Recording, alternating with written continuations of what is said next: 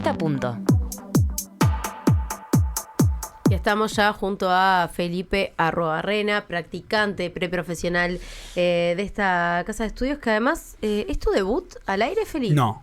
Es mi ya estuviste. tercera vez. ¿Es tu tercera vez? Ok, pero Muy como bien. puesta a punto sí es un debut. Como puesta a punto, sí. Y venís con un tema bastante complejo, que es la situación en Gaza, ¿no? Sí, en realidad es medio que una puesta a punto total de la situación entre Israel y Palestina. Uh-huh. Con Gaza, con alguna cosa de Cisjordania también. Y bueno, empezar por ahondar un poco en lo que se habló hoy en el Comuniflash sobre la muerte de 5 periodistas ayer. Que, bueno, ataques israelíes mataron 20 personas, incluyendo periodistas y trabajadores de la salud, según lo informado por medios de comunicación y por la Organización Mundial de la Salud y el Ministerio de Salud de Hamás, el gobierno de Hamás, que está en Gaza. En un primer ataque murió al menos una persona y minutos después, mientras médicos y periodistas se acercaban al lugar, se ejecutó el segundo ataque y los 5 periodistas que trabajaban para medios internacionales murieron en ese momento. Sus nombres son Ahmed Abu Aziz, de Middle East Eye, Miriam Daga, de Associated Press, Hussam Al-Mari, camarógrafo de Reuters, Moaz Abu Taha, de Haaretz, que es un diario israelí, entre otros medios, porque trabajaba freelance, y Mohammad Salama, de Al Jazeera y Middle East Eye. La Oficina de Alto Comisionado de la ONU para los Derechos Humanos informó ayer que, según cifras extraoficiales, con los asesinatos de estos 5 periodistas, son casi 280 los periodistas abatidos desde el inicio de la embestida de Israel en ese territorio palestino el 7 de octubre de 2023. Bueno, esto ya lo hablaban en el Comuniflash, pero está bueno decir los nombres para que no queden como números y recordar que son personas y, bueno, colegas acá. Exactamente.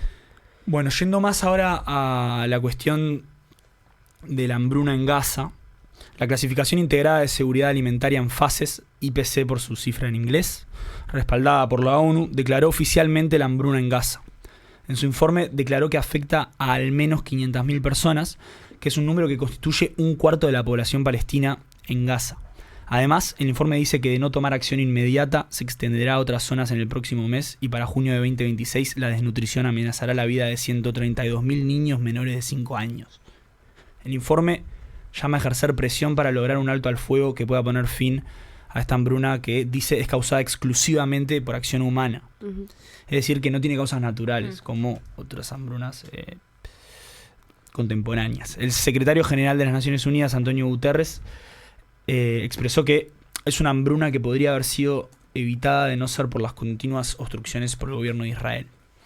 Por su parte, el embajador de Estados Unidos en Israel, Mike Huckabee, desvió el foco y declaró a través de la red social X: ¿saben quién se muere de hambre? Los rehenes secuestrados y torturados por los bárbaros de Hamás.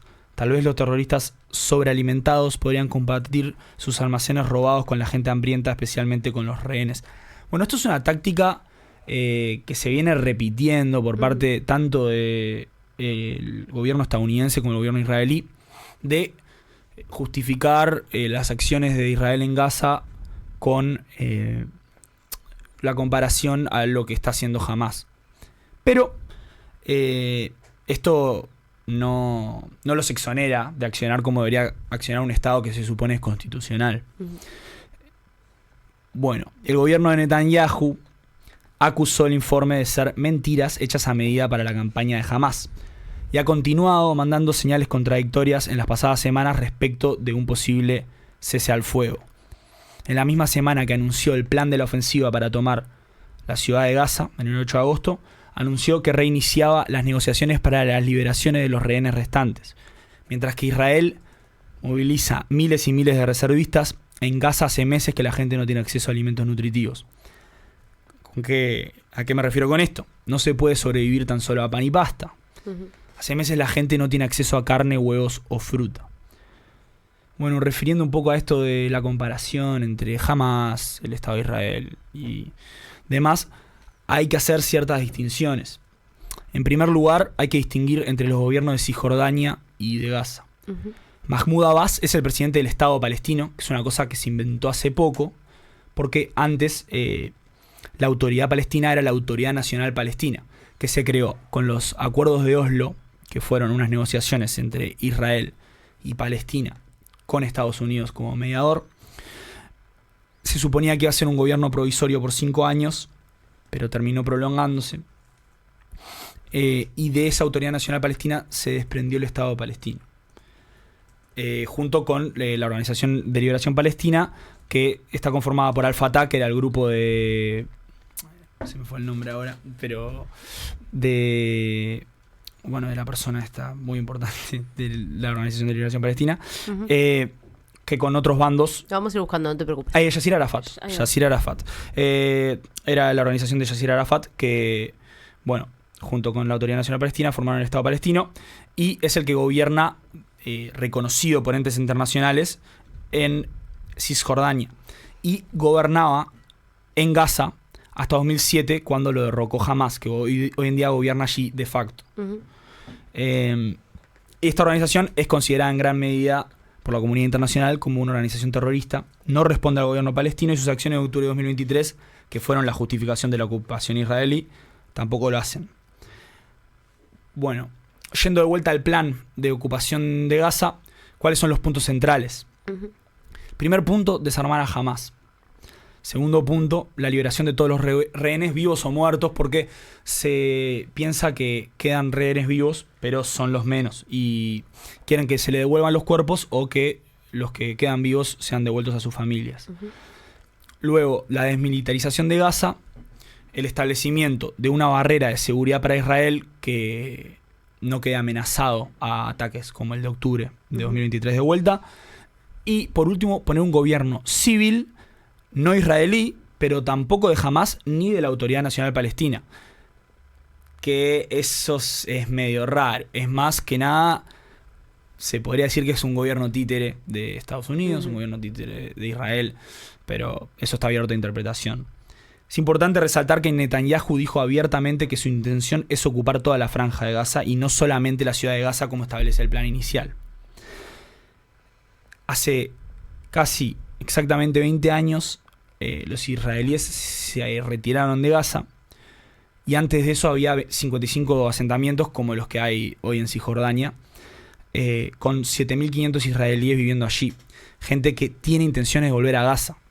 No es que los israelíes no quieren Gaza o no les interesa Gaza. Hay gente israelí que quiere volver a Gaza. Ante el anuncio del gobierno israelí de la intención de ocupar Gaza, la comunidad internacional, especialmente Europa, intentó ejercer presión con países como Francia, el Reino Unido, reconociendo el Estado palestino. Algo que dicho así no parece mucho, solo reconocer a Palestina, se podría hacer más, pero supone una decisión trascendente y un cambio en posición a lo que antes había sido un apoyo casi absoluto hacia Israel. Alemania decidió suspender la venta de armas a Israel porque no quieren que sus armas sean utilizadas para la ocupación de Gaza. Pero todo esto parece tener muy poco efecto, si acaso alguno, en las acciones del gobierno, que está respaldado casi en su totalidad por Estados Unidos, cuyo embajador alega que Israel se está defendiendo todavía de Hamas. Pero organismos como la Corte Penal Internacional o la ONU no parecen estar de acuerdo porque, además del pedido de captura internacional a Netanyahu por crímenes de guerra, el gobierno ya cuenta con numerosas condenas por parte del secretario general de las Naciones Unidas, Guterres, que en julio decía lo siguiente. We need look no further than the horror show in Gaza, with a level of death and destruction without parallel in recent times. Malnourishment is soaring, starvation is knocking on every door. And now we are seeing the last gasp of a humanitarian system built on humanitarian principles. This system is being denied the conditions to function, denied the space to deliver, denied the safety to save lives. Bueno, en español, lo que dice Guterres es: no se necesita ir más lejos que el horror show, que quiere decir espectáculo de terror, pero no hay traducción específica en español, en Gaza, con un nivel de muerte y destrucción sin comparación en tiempos recientes. La desnutrición aumenta dramáticamente y el hambre llama a todas las puertas. Y ahora estamos viendo el último aliento de un sistema humanitario construido sobre principios humanitarios. A este sistema se le está negando las condiciones para funcionar, el espacio para cumplir y la seguridad para salvar vidas. No es menor esto que dice Guterres. En pocas palabras, está declarando categóricamente el fracaso del poder de coercibilidad de las Naciones Unidas, un organismo internacional que surgió a fines de la Segunda Guerra Mundial intentando aprender de los errores que llevaron al mundo a una catástrofe de esas magnitudes. En octubre se cumplen 80 años de su creación y el mundo se encuentra en un momento dramático de inestabilidad e incertidumbre, con el incumplimiento de la ley internacional siendo algo que ya no sorprende en lo más mínimo. En julio, Israel Katz, el ministro de Defensa israelí, reveló un plan para desplazar a la población palestina de Gaza a una ciudad humanitaria, entre comillas, así se llama el proyecto, en las ruinas de Rafah. Katz dio la orden de diseñar planes operacionales para la construcción de un campo que pudiera contener, de momento, 600.000 personas y más adelante a toda la población palestina que está en Gaza. Una vez dentro, los palestinos no podrían irse a menos que fuera a otros países. Ehud Olmert, ex primer ministro israelí, en conversación con The Guardian, dijo: "It's a concentration camp, I'm sorry", que se traduce a "lo siento mucho, pero es un campo de concentración". Agregó que Israel estaría llevando a cabo una limpieza étnica. El plan de ocupación de la ciudad de Gaza, a su vez, podría contribuir al desplazamiento de alrededor de 750.000 personas que viven allí, que se tendrían que mover hacia esta zona de las ruinas de Rafah. Hasta el momento, la ciudad de Gaza había estado relativamente a salvo del conflicto, pero ahora, con el nuevo plan de Netanyahu, su población se verá desplazada a otra zona. Estas zonas libres de conflicto cada vez son menores en cantidad y en tamaño, forzando a grandes poblaciones a vivir, además de hambreadas, hacinadas. Feli, ahí también pensando en esto de la hambruna, no hay que analizar el papel que está teniendo la Fundación Humanitaria de Gaza, que es esta organización privada respaldada por Estados Unidos y a Israel, que les dan alimentos a la gente de Gaza, pero que en realidad mucha gente lo ha descrito como lugares de muerte, porque cuando van a buscar alimentos mueren allí, ¿no? Sí, bueno, hay numerosos casos de gente que murió, incluso niños que murieron yendo a buscar comida. Lo que dice Netanyahu respecto de esto es que se le está tratando de dar comida a la gente, sin embargo jamás recibe la comida y se la queda. Se la quedan ellas. Eso de los terroristas sobrealimentados. Sí. Bueno, mientras todo esto sucede en Gaza, el ojo internacional de todos los medios está en Gaza. Bueno, Israel aprueba otro plan que quizás pasa desapercibido porque no es en Gaza, pero que supone un hecho muy trascendente. Israel aprueba el plan de asentamientos E1 en Cisjordania. ¿Qué significa eso? E1 es una zona en Cisjordania donde había un plan hace mucho tiempo que se estaba intentando llevar a cabo por parte del gobierno israelí, pero no se había podido por presión internacional. Ahora fue confirmado por el ministro Bezalel Smotrich. Él mismo dijo que este plan tiene el objetivo de enterrar la idea de un Estado palestino. Así, o sea, para que no haya lugar a interpretaciones. Okay. Agregó que quien quiera que sea en el mundo que intente reconocer hoy un Estado palestino recibirá nuestra respuesta en el terreno, no con documentos ni con decisiones o declaraciones, sino con hechos. Hechos de casas, hechos de barrios. Gente de muchos lados, defensores de la solución de dos estados, incluyendo la gente de Peace Now, que está operando en Israel, dice que esta decisión mataría la chance de una solución de dos estados en Israel. ¿Por qué? Israel tiene ocupado Jerusalén del Este. En el medio está la zona de Cisjordania, que ya adentro de Cisjordania hay asentamientos israelíes. Hay un asentamiento en lo que vendría siendo la zona que pasa Cisjordania, y este vendría a estar al sur de ese asentamiento y quedarían como apretados entre dos zonas de población israelí y asfixiando las oportunidades legales. Claro, de alguna manera los empezarían a encerrar, ¿no? Exactamente. Vale la pena aclarar que estos asentamientos son ilegales, a los ojos internacionales son ilegales. Los ministros exteriores de 21 países, incluyendo España, Francia y el Reino Unido, además de la alta representante de la Unión Europea, emitieron un comunicado el 21 de agosto instando a Netanyahu a retractarse, pero por supuesto sin respuesta alguna. Para concluir, quiero dejar con algo que es medio abierto, pero información que a mí me parece muy importante compartirla.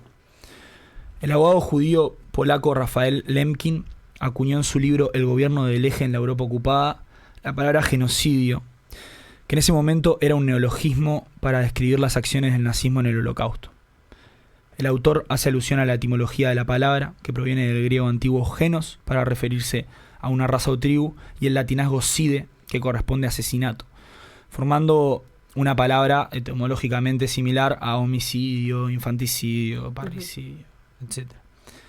Pero lo más importante en la definición quizás es la salvedad que hace el autor cuando dice, y cito, genocidio no significa necesariamente la destrucción inmediata de una nación. Pretende, más bien, significar un plan coordinado de diferentes acciones que apuntan a la destrucción de los fundamentos esenciales de la vida de los grupos nacionales con el objetivo de aniquilarlos. En Gaza no funcionan escuelas ni hospitales, no funcionan mezquitas donde encontrarse en rituales y actos de comunidad. No hay comida ni zona donde resguardarse de las toneladas de bomba que caen a diario. ¿Acaso eso no es un plan coordinado de diferentes acciones que apuntan a la destrucción de los fundamentos esenciales de la vida de los palestinos en Gaza? Con esa pregunta quiero cerrar la puesta a punto, más al llamado de la reflexión que a una respuesta categórica, pero me parece que es algo que se debería estar planteando de una manera más presente de lo que se ha hecho. Gracias, Felipe, por esta puesta a punto y también por esta reflexión final que tan necesaria se hace. A ustedes. Ya volvemos con Comunidad Udelar.